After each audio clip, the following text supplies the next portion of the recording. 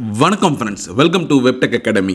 இப்போ நம்ம for loop அப்படின்னா என்னன்னு பார்க்க போகிறோம். ஏற்கனவே இஃப் எல்ஸ் கண்டிஷனா என்ன, இஃப் எல்ஸ் எலிஃப்னா என்னன்னு சொல்லிட்டு நிறைய டீட்டெயிலான கான்செப்ட்ஸ் எல்லாம் முன்னாடி பேசியிருக்கேன். ஸோ அதெல்லாம் மறக்காமல் செக் பண்ணி பாருங்கள். அப்போ தான் இந்த ஃபார் லூப் உங்களுக்கு ஈஸியாக புரியும். அண்ட் இந்த ஃபார் லூப்னா என்னன்னா, ஒரு கோடு இருக்குது, அந்த கோடை நீங்கள் திரும்ப திரும்ப ரன் பண்ணணும்னு நினைக்கிறீங்க. பட் ஒவ்வொரு முறையும் நீங்கள் கோட் பண்ணணும்னு நினைக்கிறப்போ அதுக்கு திரும்ப திரும்ப நீங்கள் லைன் எழுதிட்டு இருக்க முடியாது இல்லையா?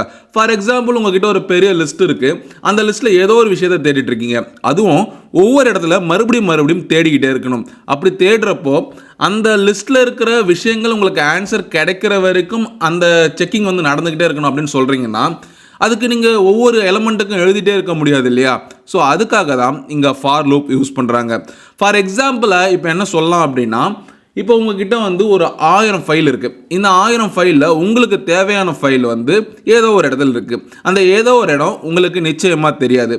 அதை கண்டுபிடிக்கிறதுக்கு நீங்கள் என்ன பண்ணலான்னா, ஒவ்வொரு ஃபைலாக எடுத்துகிட்டு வச்சு, ஸோ இது எனக்கு தேவையான ஃபைலா அப்படின்னு சொல்லிட்டு செக் பண்ணலாம். ஒவ்வொன்றா தேடிட்டு வர சொல்ல, இப்போ 300வது ஃபைல் வந்து பார்த்தீங்கன்னா, அந்த 1000 ஃபைலில் 300வது ஃபைல் நீங்கள் எக்ஸ்பெக்ட் பண்ண ஃபைல் இருக்குது. ஸோ அந்த 300வது ஃபைலுக்கு அப்புறம் தேடுறது வேஸ்ட்டு. ஸோ அந்த இடத்துல ஸ்டாப் பண்ணோம் இல்லையா? ஸோ இது எல்லாத்தையும் சேர்த்து வச்சு பார்க்கறது தான் ஃபார் லூப். அதாவது பேசிக்காக தேடுறது. அந்த தேடுறதுக்கு நிறைய மெத்தட்ஸ் இருக்குது. நம்மளுடைய தேடலுக்கு ஏற்ற மாதிரி இந்த ஒரு இடத்துல பார்த்தீங்கன்னா நிறைய வெரைட்டி ஆஃப் ஃபார் லூப்ஸ் இருக்குது. அதில் சில விஷயங்களை இந்த வீடியோவில் பார்ப்போம். தென் அடுத்தடுத்து வரப்போ எக்ஸாம்பிள்ஸோட நிறைய டீப்பராக பார்க்க போகிறோம். புரிஞ்சிருக்குன்னு நினைக்கிறேன். இப்போ நம்ம கோட் எடிட்டரை ஓப்பன் பண்ணிக்கலாம். இப்போ நம்ம ஃபார் லூப்பில் வந்து ஃபார் எக்ஸாம்பிள் இப்போது வெப்டெக் இப்படின்ற வேர்டை நம்ம வந்து ஒவ்வொரு லெட்டராக எழுதணும் அப்படின்னு ஆசைப்பட்டோம் அப்படின்னு வைங்களேன். அது எப்படி எழுதலாம் அப்படின்னு பார்க்கலாம். ஸோ இதையுமே நான் கமெண்ட் பண்ணிக்கிறேன். ஸோ இதை கமெண்ட் பண்ணிக்கிட்டு இப்போ பார்த்தீங்கன்னா நான் என்ன பண்ண போகிறேன்னா, இப்போ தேர்ட் லைனில் தான் நான் எழுத போகிறேன். அதுக்கு ஃபார் ஐ இன் ஒரு டபுள் கோட்ஸில் வெப்டெக் அப்படின்னு போட்டேன்னு வைங்களேன். இப்போ பிரிண்ட் ஐ. ஸோ இந்த இடத்துல நல்லா பாருங்கள், நான் என்ன கொடுத்துருக்கேன். ஃபஸ்ட்டு ஃபார் லூப்பை டினோட் பண்ணுறதுக்காக ஃபார் அப்படின்ற மாதிரி கொடுத்துருக்கேன். தென் ஐயை கொடுத்துருக்கேன். இப்போ இந்த இடத்துல பார்த்தீங்கன்னா நான் ஃபஸ்ட்டு ஃபார் லூப் கொடுத்துருக்கேன், ஃபார்னு கொடுத்துருக்கேன், தென் ஐன்னு கொடுத்துருக்கேன், தென் இன்னுன்னு கொடுத்துருக்கேன், அதுக்கப்புறம் வெப்டெக் கொடுத்துருக்கேன். ஸோ இதில் நம்ம ஒவ்வொன்றா பார்க்கலாமா? இதில் இந்த ஃபார்னு இருக்கு இல்லையா, இதுதான் லூப்பை மென்ஷன் பண்ணுது. அதாவது எனக்கு ஃபார் லூப் வேணும் அப்படின்னு சொல்லிட்டு லூப்பை மென்ஷன் பண்ணுது. தென் இந்த ஐ இருக்கு இல்லையா, இந்த ஐ என்னடான்னு பார்த்தீங்கன்னா வேரியபிள். இந்த வேரியபிள்லாம் என்னென்னா நம்ம முன்னாடியே படிச்சிருப்போம்.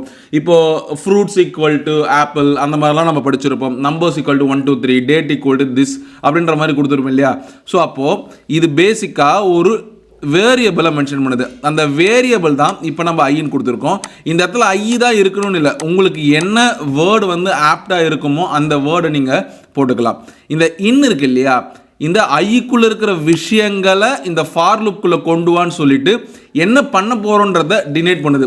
இந்த இடத்துல இந்த இன்னுக்கு அப்புறம் நம்ம ரேஞ்ச் அந்த மாதிரிலாம் நிறைய யூஸ் பண்ணுவோம். ஸோ அது எல்லாமே பார்த்தீங்கன்னா ஒவ்வொரு விஷயங்களை டினோட் பண்ணுறதுக்காக ப்ரீ டிஃபைன்டாக இருக்கக்கூடிய பைத்தானுடைய ஃபங்க்ஷன்ஸ். ஸோ அந்த வேர்டுக்கான அர்த்தங்கள் தெரிஞ்சுக்கணும். ஸோ இப்போது ஃபார்னு ஒரு லூப் கொடுத்துட்டோம். அந்த ஃபார் லூப்பில் ஐன்ற வேரியபிளை டிக்ளேர் பண்ணிட்டோம். அந்த டிக்ளேர் பண்ண வேரியபிளை என்ன பண்ணணும் அப்படின்றதுக்காக இன்னுன்னு கொடுத்துருக்கோம். ஸோ அந்த இன்னில் என்ன இருக்குது, வெப்டெக் அப்படின்னு இருக்குது. ஸோ இந்த இடத்துல பிரிண்ட் ஐன்னு கொடுத்தனா, ஸோ ஒரு நேரத்தில் இந்த ஃபார் லூப்புக்குள்ளே ஒரு வார்த்தை தான் இருக்கும். ஸோ அப்போது ஒரு விச் மீன்ஸ் ஒரு சிங்கிள் ஃபங்க்ஷன் தான் நடக்கும். இப்போ ஐக்குள்ளே நான் வெப்டெக் இருக்குன்னு கொடுத்துட்டேன். அப்போது ஃபஸ்ட் டைம் இந்த லூப் ரன் ஆகும்போது அதில் வி மட்டும்தான் இருக்கும். நெக்ஸ்ட் டைம் அந்த லூப் ரன் ஆக சொல்ல வியை வந்து எடுத்துகிட்டு போயிட்டு அவுட்புட்டுக்கு கொடுத்துரும். சரிங்களா? அதுக்கப்புறம் இ இருக்கையா, இந்த ஈயை நெக்ஸ்ட்டு வந்து அவுட்புட்டு கொடுக்கும். அதுக்கப்புறம் மறுபடியும் ஐ வந்து லூப்குள்ளே வருது. இந்த லூப்குள்ளே வரப்போ பி அப்படின்னு இருக்கும். இந்த பியை மறுபடியும் அவுட்புட்டுக்கு கொடுத்துரும். ஸோ இது எப்படி நடக்குது அப்படின்றத ப்ரோக்ராமில் இப்போ ரன் பண்ணி பார்க்கலாம். ஸோ அதே ஃபங்க்ஷன் தான் இங்கே கொடுத்துருக்கேன். இப்போ நான் இதை ரன் பண்ணுறேன். இப்போ இங்கே பார்த்தீங்கன்னா VEPTECH அப்படின்னு சொல்லிட்டு ஒவ்வொரு லெட்டராக பிரிண்ட் ஆகிருக்கு.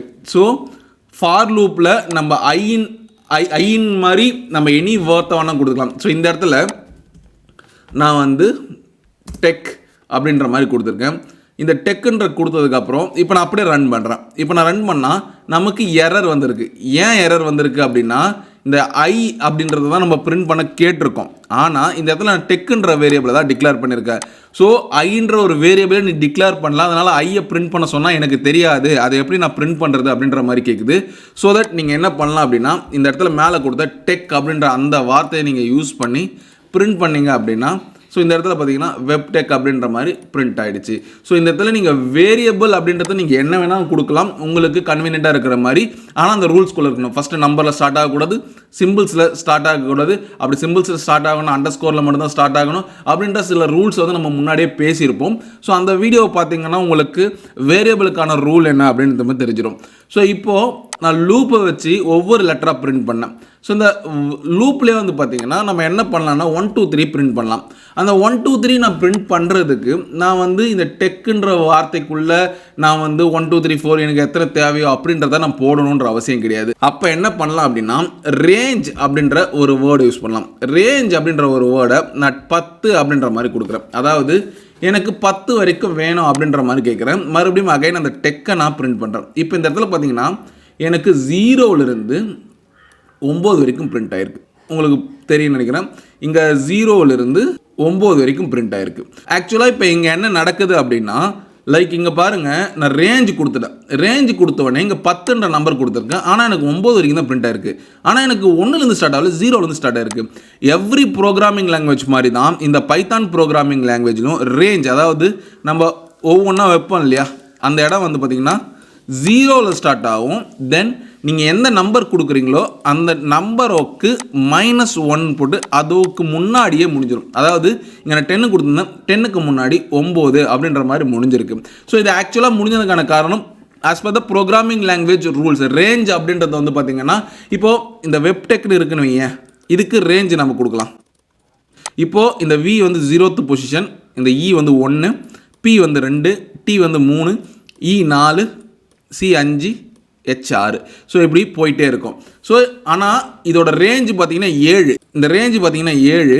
இந்த ரேஞ்ச் வந்து பார்த்தீங்கன்னா 6ஓடவே முடியுது. ஸோ இதுதான் இந்த இடத்துல ரேஞ்ச் அப்படின்றது.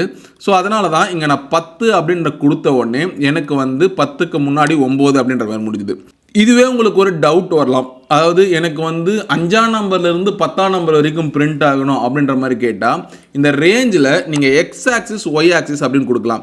எனக்கு 5th நம்பர்லேருந்து தான் பிரிண்ட் ஆகணும்.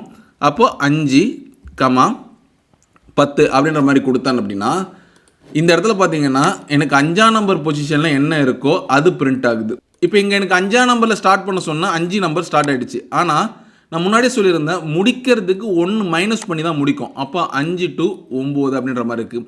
ஒருவேளை எனக்கு நம்பர் எக்ஸாக்டாக 10 வரைக்கும் வேணும் அப்படின்னா அந்த இடத்துல நீங்கள் 11 கொடுத்தீங்கன்னா 1 மைனஸ் பண்ணி 10 வரைக்கும் உங்களுக்கு பிரிண்ட் ஆகும். ஸோ இதெல்லாம் யூஸ் பண்ணி உங்களால் டேபிள்ஸ் போட முடியும்.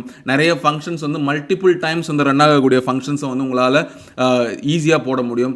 அண்ட் இந்த ஃபார் லூப்பை யூஸ் பண்ணி உங்களால் என்னென்ன வேலைகள்லாம் சர்ச் பண்ணுற வேலை இருக்கோ, இட்ரேட்டிவ் பண்ணுறோமோ, இட்ரேட்டிவ் அப்படின்னா பெருசாக ஒன்றும் கிடையாது. லைக் ஒரு ரேஞ்ச்குள்ளே இருக்கிற வேல்யூஸை ஃபைன் பண்ணி எடுக்கிறதுக்காக நம்ம ஒரு செட் ஆஃப் டேட்டாவை வந்து ரன் பண்ணி விடுவோம். ஸோ அதெல்லாம் எப்படி பண்ணுறது அப்படின்றத எக்ஸாம்பிளோட அடுத்து நம்ம பார்க்கலாம். அண்ட் இந்த ஃபார் லூப்போட பேசிக்கான கான்செப்ட் உங்களுக்கு புரிஞ்சிருக்கும் அப்படின்னு சொல்லிட்டு நம்புகிறேன். பிடிச்சிருந்தா ஒரு லைக் பண்ணுங்கள், பிடிக்கல அப்படின்னா டிஸ்லைக் பண்ணிவிட்டு ஏன் பிடிக்கல அப்படின்றதுக்கான காரணத்தை நீங்கள் கீழே கமெண்ட் பாக்ஸில் சொன்னீங்கன்னா நான் அடுத்து வர வீடியோவில் திருத்திக்க முயற்சி பண்ணுறேன். இது வெப்டெக் அகாடமி. ஒன்றா படிக்கலாம், சேர்ந்து படிக்கலாம், ஒன்றா வளரலாம். நன்றி.